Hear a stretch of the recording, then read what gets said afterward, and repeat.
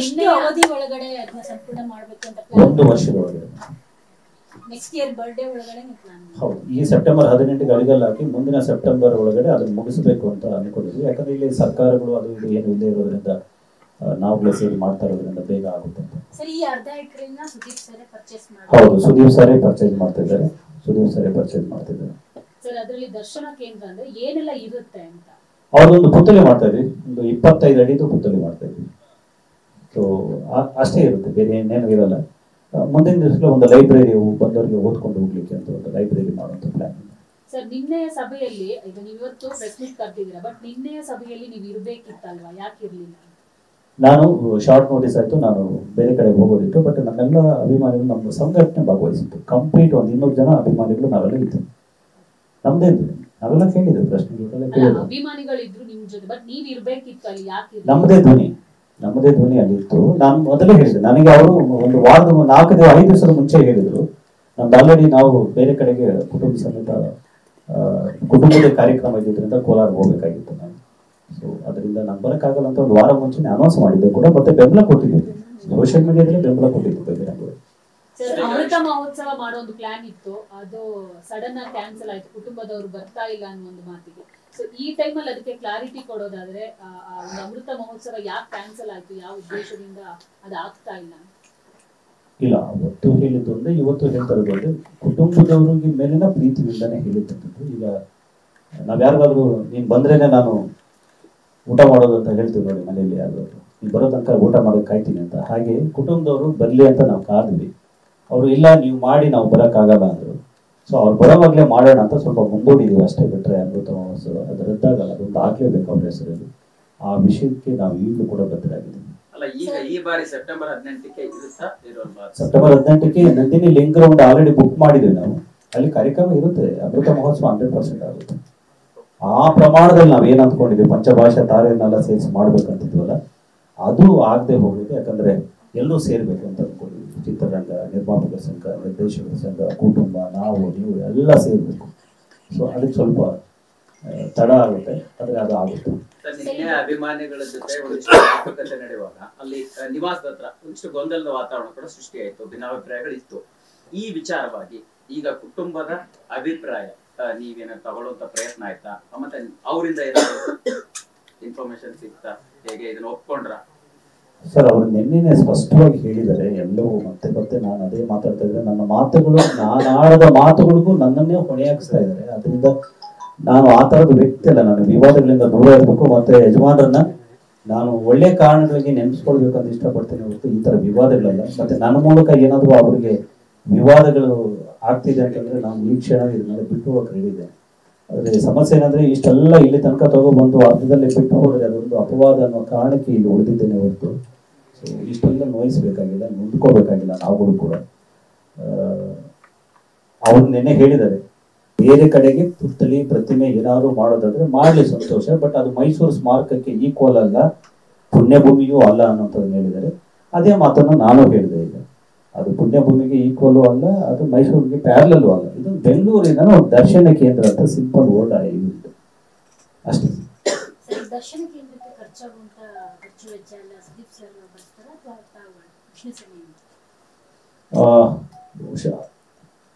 ನೀವು ಈ ಟೈಟಲ್ ಕೊಟ್ಕೊಳ್ಳಿ, ಅಭಿಮಾನಿಗಳಿಂದಲೇ ಇಡೀ ಭಾರತದಲ್ಲಿ ಮೊಟ್ಟ ಮೊದಲಿಗೆ ಸ್ಮಾರಕ ಆಗ್ತಿರೋದು ಡಾಕ್ಟರ್ ವಿಷ್ಣುವರ್ಧನ್ ಅವರ ಹೆಸರಿಗೆ. ಅಭಿಮಾನಿಗಳಿಂದಲೇ ಅದಾಗುತ್ತೆ. ಅದು ನಾನು, ಸುದೀಪ್ ಸರ್, ಇಲ್ಲಿರೋ ಎಲ್ಲರೂ ಕೂಡ ಅಭಿಮಾನಿಗಳು. ಆದರೆ ಈ ವಿಷಯದಲ್ಲಿ ನಾವಿನ್ನೂ ಯಾವ ನಿರ್ಧಾರ ಮಾಡಿಲ್ಲ.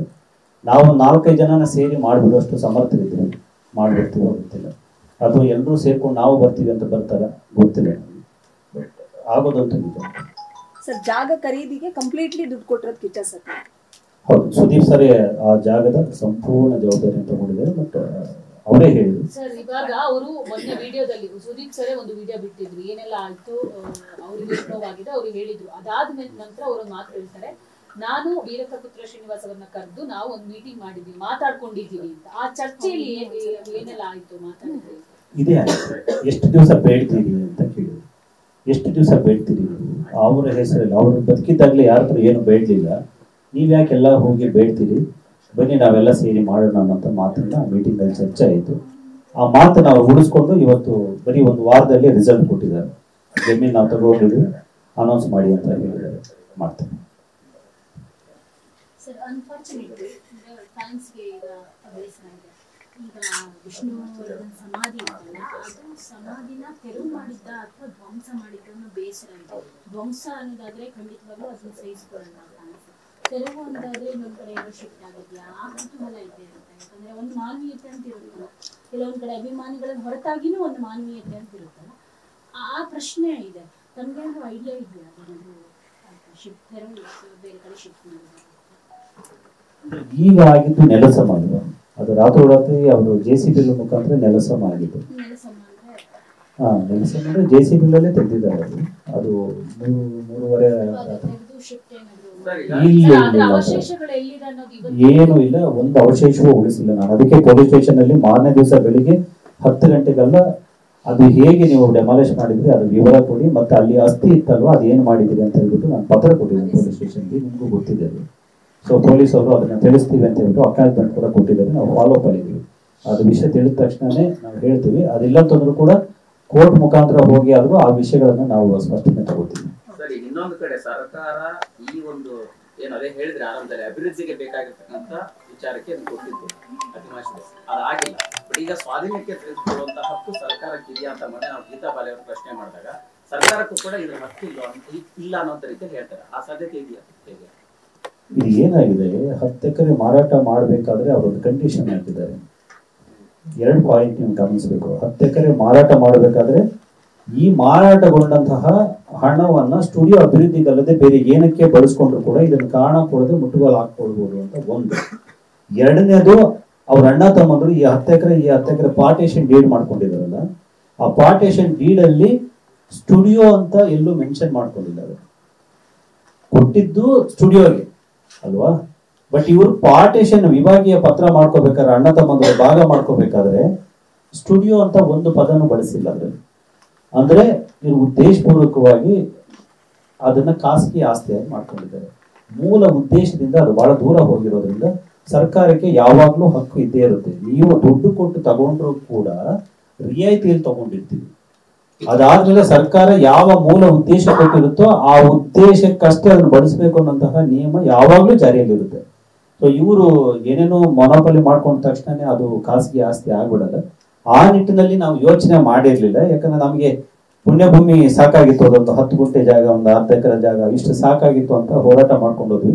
ನಿಮ್ಗೆಲ್ಲ ಗೊತ್ತಿದೆ, ಆ ಹೋರಾಟದಲ್ಲಿ ನಮಗೆ ಸೋಲಾಯ್ತು. ಯಾಕೆಂದ್ರೆ ನೀವು ಹಕ್ಕುದಾರಲ್ಲ, ಕೇಳಿದ್ರೆ ಕುಟುಂಬದವ್ರು ಕೇಳಬೇಕು ಅಥವಾ ಸರ್ಕಾರ ಕೇಳಬೇಕು, ನೀವ್ ಯಾರು ಅಂತ ಅಭಿಮಾನಿಗಳನ್ನ ಕೇಳಿದ್ರಿಂದ 7 ವರ್ಷದಾಗಿ ನಡೆಸಿದ ಕೇಸು ಬಿದ್ದೋಯ್ತು.